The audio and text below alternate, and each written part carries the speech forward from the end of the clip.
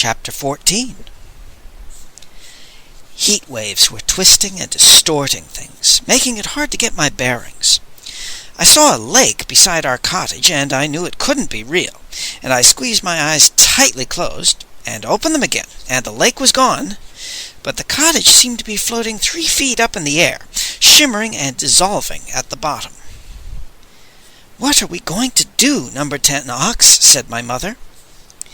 My father was silent, as usual, speaking through the tired slump of his body. I tried to remember. Do about what? Something was wrong, I knew that, just as I knew that both my parents had been dead for years. But what was wrong? My father had one of the cages in his hand.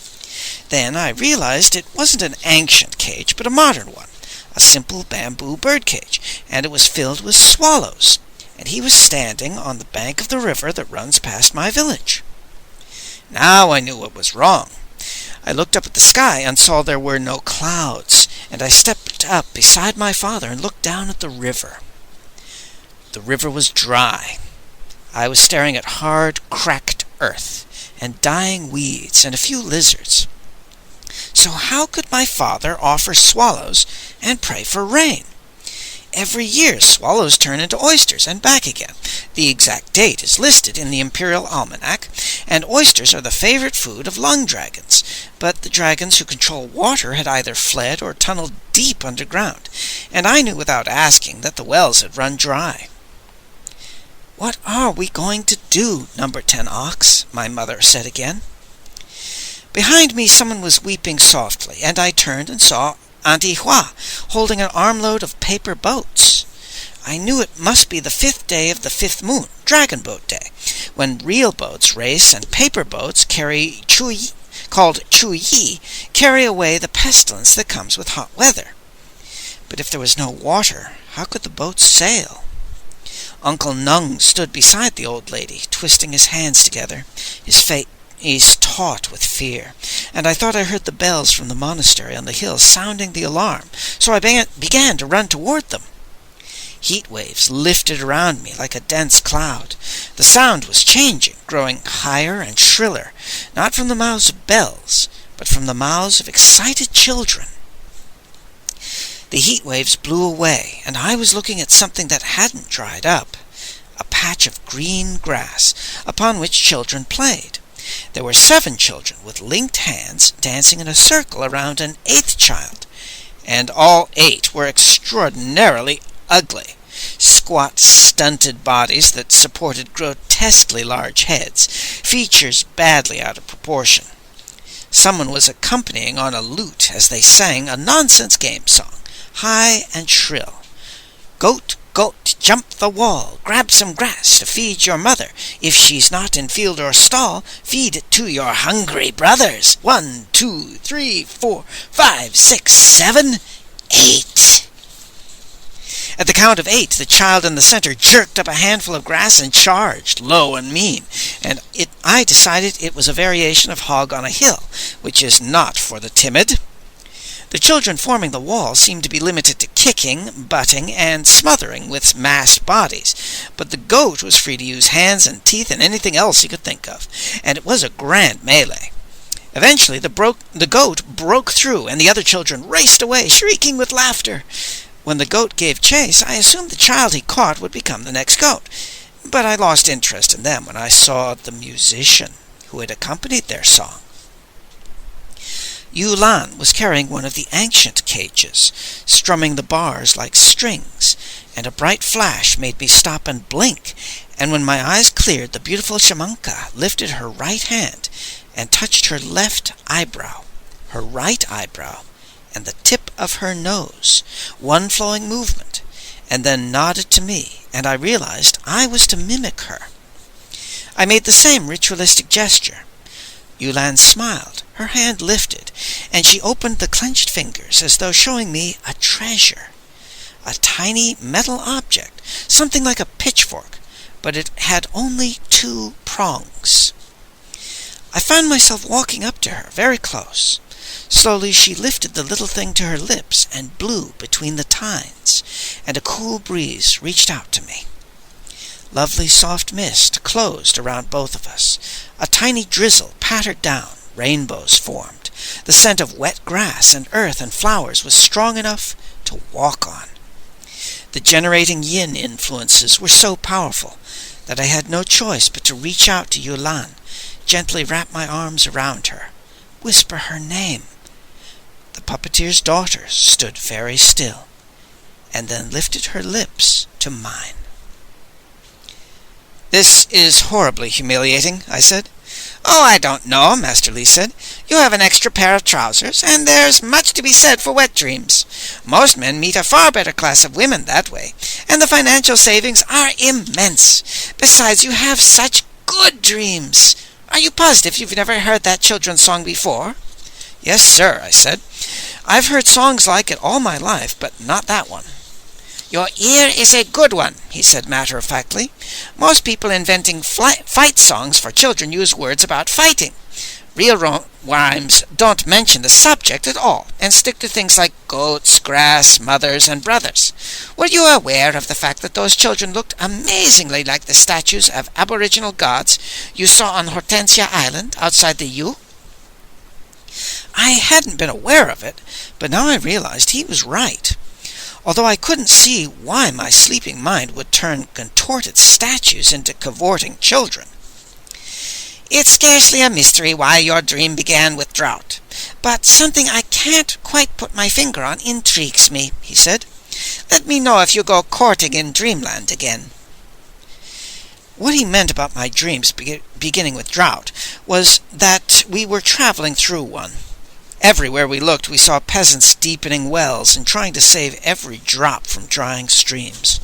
Not a cloud touched the sky, and the heat was oppressive, and bonzes and taoshis worked day and night at rain prayers and charms. When Yulan was summoned at night, it was almost always to work a rain ceremony. We heard from travelers that conditions were similar where they came from, and if anything it got drier and hotter the closer we came to Peking. Along the way, Master Li acquired alchemist drugs and equipment and a bale of horrible cheap tea, and began experimenting with techniques that might turn contemptible ta-cha into chu-cha, perfect enough to please an emperor. And one night when we'd pitched camp, he cried, "Gather around, my children, and I will show thee a miracle." Yanxi placed a grate over the cooking fire as Master Li directed, and Yulan got out the largest frying pan. The tea leaves Master Li piled on a table were really awful, large and coarse and ragged, and the smell was equally unappetizing. Master Li heated the pan, tossed tea leaves in it, and added small amounts of yellow powder. "Tamarind," he said. "It's from the fruit of a large tree with astringent seeds, rich in tartaric acid and potash, and it costs a fortune. However, only minuscule amounts are necessary. The name is Arabic and means Indian date, which is odd because the tree is neither Arabic nor Indian and must be imported all the way from Egypt." He had Yulan toss the leaves and tamarind powder in the hot pan while he poured stuff from 2 jars into a mortar. "Prussiate of iron and sulfate of lime," he said. "See the prussiate change color?" The blue was turning lighter as he blended the elements with a pestle, with subtle hints of green and purple. Meanwhile, the leaves in Yulan's pan were blending with tamarind and changing from ugly black to lovely yellowish orange. When the blue color was very pale, Master Li dumped his mixture into the pan and took over from Yulan, stirring and shaking vigorously, and something very dramatic began to happen. "I'll be damned," Yanxi exclaimed. Those miserable leaves were turning green, just like real hyson. What's more, the smell that rose from the pan was beginning to be delicious, and then I stared at the most amazing thing of all. Real before the rains, the finest early spring tea leaves are very delicate and must be carefully rolled and twisted by hand, and these leaves were doing that by themselves. The coarse shapes became graceful as the leaves rolled and tightened. The frayed edges vanished, and we were looking at perfect tea of the highest possible quality, fit for an emperor, which was precisely the point. "In appearance and smell, it's perfect tribute tea," Master Lee said happily. "Actually, the only flaw is that it's too perfect. Uniformly bluish-green, whereas the real thing would have faint yellowish imperfections. For purposes of transport, it would be molded into little cakes and stamped with the imperial seal, like the stuff the mandarins are selling to gullible barbarians, and they can turn it out by the ton. I would estimate the profit margin at 10,000%. What a lovely racket." The taste was another matter. We boiled a pot of water and tried it and promptly spat it out. It was awful, and Master Lee said the mandarins had to be adding a certain percentage of decent tea to make it drinkable. The steam from my saucer swirled upward, distorting images, and I thought Yen Qi was glaring angrily at me. But I blew steam until his ravaged face was clear, and all he was doing was grimacing at the tea taste. Yu Lan began putting things away, silent, graceful, distant as a drifting cloud, secretly smiling. Heat waves were twisting my village as though it were made from soft wax, and laughter was rising on all sides. Harsh laughter, hard laughter, forced laughter. And I looked through a gap between cottages and saw the abbot of our monastery, gazing toward something. His eyes were pitying, and his face was sad. I ran forward until I could see the central lane, and there was my mother, laughing, and my father trying to. Everybody was trying to. A wedding procession was just ahead, and my heart sank to my sandals. Laughing at the dog is the last resort in time of drought. If sending swallows to water dragons and putting the statues of our place gods out in the hot sun doesn't work, the only thing left is to fit out a bridal procession complete with flower-decorated cart and gongs and bells and drums. Except the bride is a dog, a bitch dressed in a girl's wedding dress, and everybody points and laughs and makes a lot of noise. And maybe that will cause the little boy of the clouds to look down at the silly sight and laugh until he cries, and his tears are rain. I walked forward toward my parents, but the heat waves were back again, swirling like clouds, and I couldn't see anything clearly. The laughter was getting shriller and higher. I saw something moving in a circle, and then I realized I wasn't looking at dancers around a wedding cart, and it wasn't laughter I was listening to. "Goat, goat, jump the wall, grab some grass to feed your mother. If she's not in field and stall, feed it to your hungry brothers. 1, 2, 3, 4, 5, 6, 7, 8. I came through heat waves in time to see the goat break free and run after the other children. The lute that had accompanied them still played. I turned toward the sound and walked through more heat waves. A sudden flashing light blinded me, and when my eyes cleared I saw Yu Lan standing with a cage in her hand. She lifted the other hand in the ritual gesture, and I imitated her. Left eyebrow, right eyebrow, tip of nose. The shamanka's fingers opened, and I saw another little two-pronged pitchfork. This time she didn't raise it to her lips. She looked somberly at me and turned and walked toward the low stone wall around a well. And then she pointed to a huge bucket attached to a windlass. Her gestures made it clear that I must take both of us down inside the well. The bucket was just big enough. I released the rope and lowered us slowly down into darkness. The windlass was creaking loudly, but the rope was thick and strong. I could see a pattern carved on the walls, frogs circling around and around, head to tail. A terrible odor was lifting from below. It was the reek of rotting flesh, and something down there was growling like muted thunder. I tried to tell Yu Lan we must go back, but she pointed firmly downward. I kept lowering the bucket. Yu Lan was looking hard at the wall, straining to see in the faint light from above. Now I could hear a bubbling sound below us, and the air was so hot we might have been in an oven, and again a low, murderous growl reached up to us. The stench was almost unbearable. Yu Lan touched my shoulder and pointed. I saw a large, dark circle on the wall, but I couldn't reach it. I began rocking, swinging the bucket, hauling back and forth. We swung in wider and wider arcs. My hands were covered with sweat, and I was terrified that the rope might slip through them and send us tumbling down to whatever was waiting below. I held on, though, rocking farther and farther, and finally my left hand could reach out to the circle. It was a hole in the wall. The third time I swung to it, I caught a projecting rock, and I was able to haul us right to the edge. Yulan lithely swung up and into a narrow tunnel, and I followed her, after tying the bucket to the rock. The shamanka led the way toward a soft, glowing light. It was a chamber that had a floor of moss like a thick, soft carpet, and holes high up in the ceiling that let sunlight in. The puppeteer's daughter smiled at me and lifted her hands to her lips. She blew between the two prongs of the tiny pitchfork, and the healing and generating power of yin filled the chamber. Mist and pattering raindrops and rainbows. And Yulan stepped into the circle of my arms. "Peculiarly lascivious," Master Li said, lingering lovingly on lascivious. "The fact that sex is women's business is recognized in the yin metaphor we use for it, clouds and rain, which accounts for the mist and rainbows. But then you wake up and clean up, and do you really have to turn the color of a ripe tomato and get your tongue entangled in baling twine every time Yulan walks past?" "I can't help it," I said miserably. "I know it's ridiculous, but I can't help it." "How about jumping like a frightened rabbit every time her father looks your way?" "Put yourself in my position," I yelped. "How can I? I haven't played the cloud rain game since I was 90.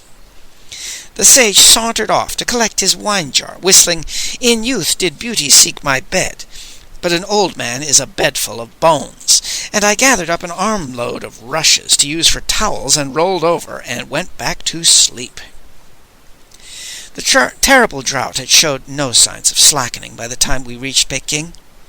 The city was stifling in heat and choking in the acrid red brick dust it's famous for, and in addition the sky was thick with yellow wind, meaning clouds of fine yellow sand blowing in from Mongolian deserts. Usually the sandstorms are over by the fourth moon, but when Yen Shi's wagon rolled through the gates on the evening of the second day of the fifth moon, the wheels scraped furrows through a hard, grainy yellow blanket. And the wind against the canvas was making hissing sounds like cats warming up for a fight. Master Li arranged for Yen Shi to meet us the following morning on Hortensia Island, and then the puppeteer and his daughter turned the wagon toward their house. I rented a palanquin and proceeded with the sage to the house of the Celestial Master, and we arrived just as drums announced the closing of the gates to the Forbidden City, which was sparkling like a jeweled crown in the light of sunset. We were admitted at once, but at the door to the saint's study our way was blocked by an old woman who had served the Celestial Master for years. "He is not well today," she said. Her face was worried and tired. "He has great energy, but something is wrong, and I must beg you to come back tomorrow. He usually gets better after he sleeps." The study door was partially ajar, and I could hear the Celestial Master inside talking to somebody, using archaic formal language, almost like a priestly chant, and from what little I knew about him, that wasn't his style at all. "If it continues to feel ill," the Celestial Master was intoning, grandly and resonantly, "anoint it with clarified fat of the leg of a snow leopard. Give it drink from eggshells of the throstle thrush, filled with juice of the custard apple, in which are 3 pinches of shredded rhinoceros horn. Apply piebald leeches, and if it still succumbs, remember that no creature is immortal, and you too must die." The door opened. I had a brief glimpse of the saint standing beside his desk, eyes closed, hands out as in a blessing, and then the door closed behind a young servant girl, who was carrying a small dog on a silken pillow. The dog was clearly sick, panting weakly, and the girl was so concerned with it she didn't even see us. She had a plain, simple-minded sort of face, and I would have bet anything she made her own slippers, a pattern of pink chipmunks hopping through yellow flowers.